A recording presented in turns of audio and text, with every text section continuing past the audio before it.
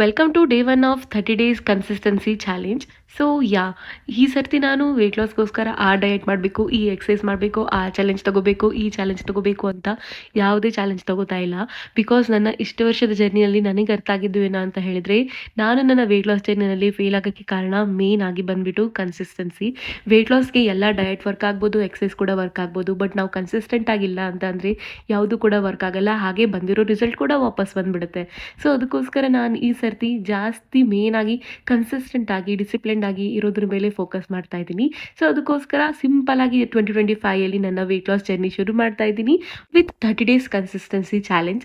So ಈ 30 ಡೇಸಲ್ಲಿ ನಾನು ಪ್ರತಿದಿನ ನಿಮ್ಮ ಜೊತೆ ಒಂದು ಬ್ಲಾಗ್ನ ಶೇರ್ ಮಾಡ್ತೀನಿ, ಹಾಗೆ ಎವ್ರಿ ಡೇ 10K ಸ್ಟೆಪ್ಸ್ನ ನಡೀತೀನಿ.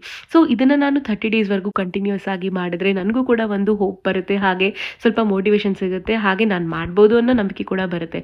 ಸೊ ಅದಕ್ಕೋಸ್ಕರ ಇವತ್ತಿಂದ ನಾನು ವೀಡಿಯೋಸ್ನ ಶೇರ್ ಮಾಡ್ತೀನಿ. ಸೊ ನೀವು ಕೂಡ ನನಗೆ ಮುಂಚೆಗಾರ ಸಪೋರ್ಟ್ ಮಾಡಿ, ಹಾಗೆ ನೀವು ಕೂಡ ವೆಯ್ಟ್ ಲಾಸ್ ಜರ್ನಿನಲ್ಲಿದ್ದರೆ ತುಂಬ ಬೇಜಾರಾಗ್ಬಿಟ್ಟಿದ್ರೆ ತಲೆ ಕೆಡ್ಸ್ಕೊಳಕ್ಕೆ ಹೋಗ್ಬಿಡಿ. You are not alone, because ನಮ್ಮ ಥರ ತುಂಬ ಜನ ಇರ್ತಾರೆ. ಸೊ ಅದಕ್ಕೋಸ್ಕರ ನಾನು ಯಾವುದೇ ನಂಬರ್ ಹಿಂದೆ ಹೊಡೆದೆ ಈ ಸರ್ತಿ ಕರೆಕ್ಟಾಗಿ 2025ರಲ್ಲಿ ಡಿಸಿಪ್ಲಿನ್ಡ್ ಆಗಿ ಕನ್ಸಿಸ್ಟೆಂಟ್ ಆಗಿ ನಾನು ನನ್ನ ವೆಯ್ಟ್ ಲಾಸ್ನ ಮಾಡ್ಕೊಳ್ಳೇಬೇಕು. I will dedicate this year to my content creation journey, ಹಾಗೆ ನನ್ನ ವೆಯ್ಟ್ ಲಾಸ್ ಜರ್ನಿಗೋಸ್ಕರ. ಸೊ ಇದೇ ಪಾಸಿಟಿವಿಟಿಯಿಂದ ನಮ್ಮ ಹೊಸ ವರ್ಷನ ಶುರು ಮಾಡೋಣ. ಹಾಗೆ ನನ್ನ ಪೇಜ್ನ ಫಾಲೋ ಮಾಡಿ, ವಿಡಿಯೋಗೊಂದು ಲೈಕ್ ಕೊಟ್ಟು ನನಗೆ ನೀವು ಮೋಟಿವೇಟ್ ಮಾಡಿ.